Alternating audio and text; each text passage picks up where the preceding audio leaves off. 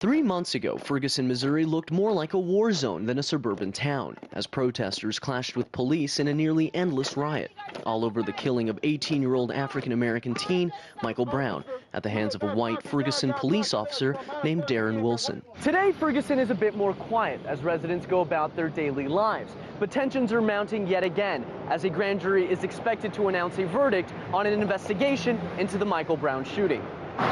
For about a quarter mile of the town, storefronts, restaurants, and businesses have recently boarded up. In some instances, it seems like residents are bracing for a hurricane, and it's all in anticipation for what many see as an inevitable reaction from the people of Ferguson.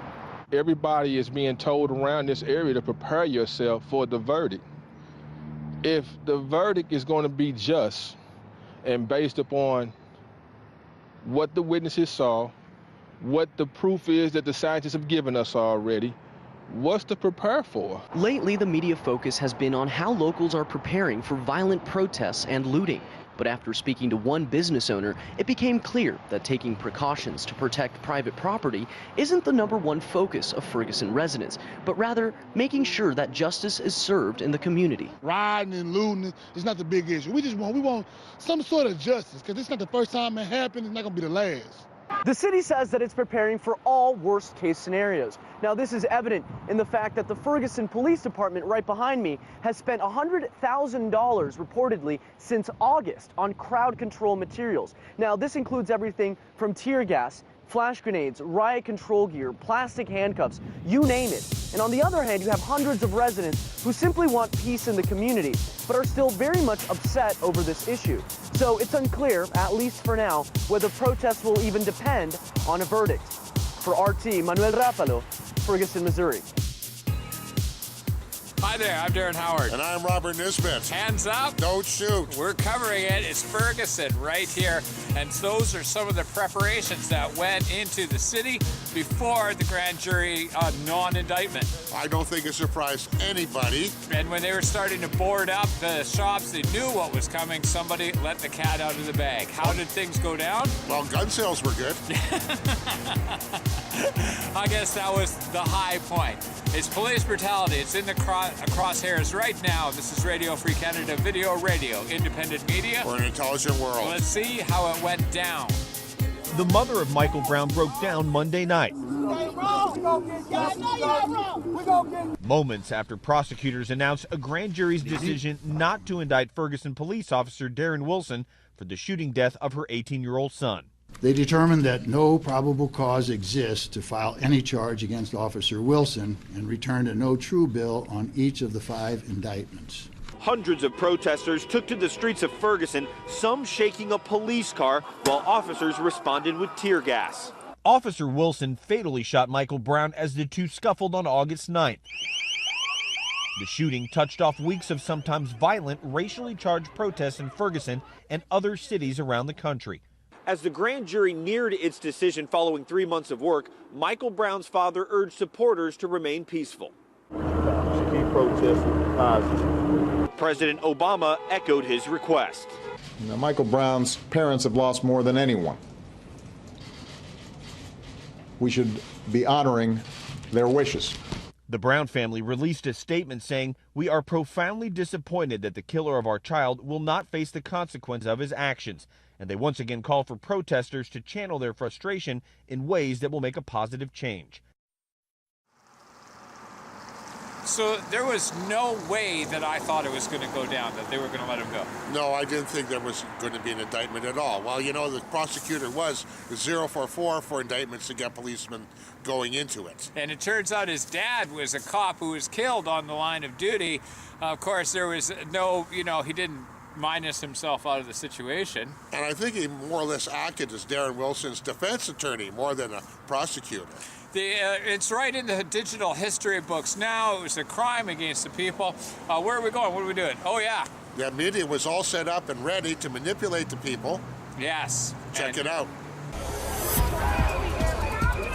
Some members of the media and some protesters have had clashes. Inside whether it's that can happen when it starts to feel like the media is there to be predatory. People are throwing stuff at me right now. So they're looking at the media and they're saying, you're here, now what? Stephanie, get to safety. Are you going to actually do something? Are you going to help us? Is your presence doing anything for our community? All right, we heard that. Or are you just more vultures here to feed on our pain and leave? To make sure that a president as media savvy as this one might have known, maybe should have known, that by the time he went on television urging calm, he would be sharing the screen with images of a Missouri suburb on fire, the flames fighting, undercutting his message. That may have been why he chose to weigh in on the media side of this story. There is inevitably going to be some negative reaction, and it'll make for good TV. And I don't really understand how this makes for good TV. I mean, when people in St. Louis are watching what's happening on TV, their hearts are breaking. This is not good for anybody except for a very, small number of television producers and journalists themselves who are using this for ratings. Yes, of course, this will make good TV. And I think that one of the problems with the way this was handled was that the announcement was made at a time that was seen to be guaranteed to draw people into the streets, producing images of violence. It was done at night instead of on a Sunday morning or another more tranquil time. This time, the mainstream media were in place for the news event, the prosecutor's announcement, and for the unrest that followed. But not much else has changed. Okay, so the media is in a very unique position. They're there to sell advertising and make sure that people are paying attention.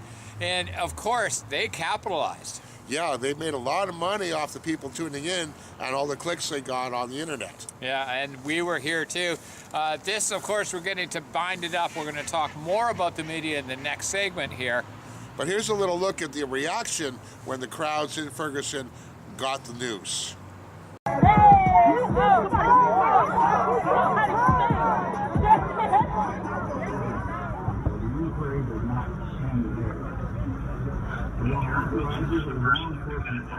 I'm at Mr. Curtis' house. We're going to watch it on TV, then we're going to drive back down to the PD site. Michael Brown was shot and killed by police officer Darren Wilson.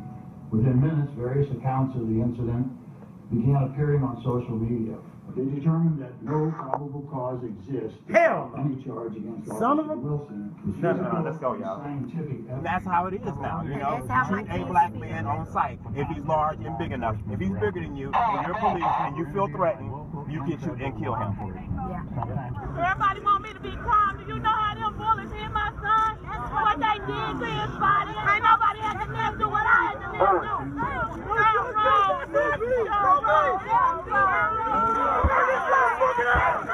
Burn this bitch down! Give me the money! Give me the money! Burn this bitch down! Burn this bitch down! Burn this bitch down! Burn this bitch down! You are good. You just drove past a police car full of ammo. Why not? First, immediately, if you are in the middle of the street, you are unlawfully assembled, you will be subject to arrest. You're not taking me out.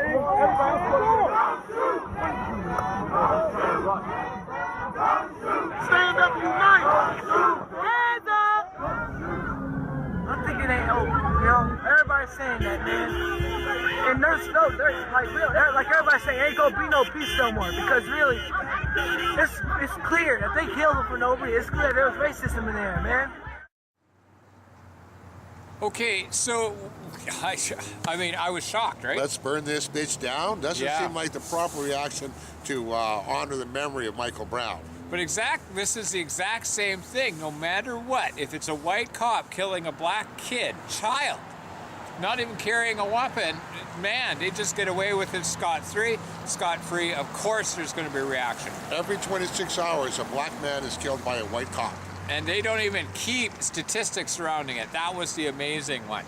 Okay, there were a few protests. Yeah, across the country and all over America. In fact, all over the world. But let's check it out. The frustration is widespread. Geographically speaking, it's just cruising across the U.S. Hundreds have stormed into the streets in Chicago, blocking traffic there. Then protesters also burning flags in Los Angeles as well. Los Angeles, Newport Beach, the traffic there being brought to a standstill all the way up the northwest coast as well. Seattle, Washington, police using pepper spray and flashbangs on demonstrators, but not just on the west coast, the east coast. Have a look at this. Yeah, those are pictures right there from New York, where several hundred have blocked a bridge while chanting slogans slamming the U.S. legal system. Earlier, clashes broke out in the center of the Big Apple as crowds marched to Times Square. Hundreds also marched straight up to the White House in Washington, where some staged a lying down protest. And that's where RT America's Manila Chan reports from. Hundreds are gathered here in protest right in front of the White House just hours after the decision to not indict Officer Darren Wilson in the shooting death of unarmed teen 18-year-old Michael Brown in Ferguson, Missouri. As you can see behind me, there are easily 200, maybe 300 people. People are angry, people are chanting. They're chanting, hands up, don't shoot, Black Lives Matter. Everybody's upset. Police are in force on all sides of the White House. So far, you can hear the anguish of the crowd. They're trying to get the point across after President Obama came onto live TV to talk about how there are better ways to handle this than looting and rioting. As the violence erupts in the city of Ferguson, authorities have called up some pretty serious manpower and equipment. The National Guard has put armored vehicles and MRAPs onto the streets to help contain the unrest. There's at least 100 agents from the FBI. And the violence has prompted the Federal Aviation Administration to impose a no-fly zone over the city. And flight restrictions have also been put in place across the whole of St. Louis County. So, when you make peaceful protest ineffective, violent protest becomes inevitable.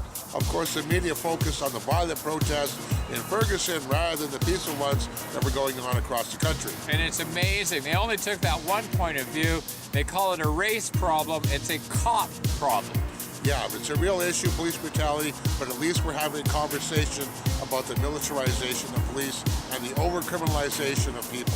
And that's an excellent point of view. We're seeing protests against police brutality worldwide. And we're going to cover that in the next segment. It is minus 13 degrees outside right now. It's a beautiful day. And we're out here for you, taking a look at Ferguson, police brutality, and some of the solutions coming up next. We'll be right back. You've got criticism across the board of how this was handled, but what are the main things that you would have liked to have been seen done differently? And do you have any idea how things could have gone so wrong from your perspective? Well, I mean, I think there are many answers to that question. I mean, you have to start, though, with the actual incident itself. There was obviously some kind of confrontation. The officer was called as a result of someone stealing some cigars from a store. There was the scuffle, the fight, or the where supposedly Michael Brown hit the officer in the face, gunfire, and then Michael Brown goes away. The officer gets out of his car and chases him down the street. I think there's a moment right there where clearly the officer has to take a second thought about what am I doing at this moment? Where's my backup? Do I need to chase this person? That's that. Then there's, of course, the killing, 10 shots. I mean, why he shoots him 10 times was not clear from last night's explanation from the prosecutor. But then I think you go right to the prosecutor. This is someone who is a sworn officer. I'm sure he tries to do his job to the best of his ability. But we cannot escape the fact that, unfortunately for him, in his life experience, his father was a police officer killed in the line of duty. It is impossible to believe that those thoughts are not somewhere still in his mind and in his consciousness. And so then it calls for a special prosecutor. He should step back and allow someone else to deal with that particular case. The disaster of announcing the grand jury's determination last night clearly should be on the top 5 list of all-time dumbest public policy decisions made, given the circumstances and the potential for violence. And I know they claim they had some other reasons, and certainly you don't want school kids out and all of that, but it seems to me that that was a disastrous decision. I'm a little surprised. And I mean, the list goes on and on. The police has clearly crossed a line in the sand. For this reason, Anonymous will not be satisfied this time, as we have in the past, with simply obtaining justice for this young man and his family. Anonymous demands that the congressional representatives and senators from Missouri introduce legislation entitled Mike Brown's Law that will set strict national standards for police conduct and misbehavior in the USA. To the good people of Ferguson, take heart, and take your streets. You are not alone. We will support you in every way possible. Occupy every square inch of your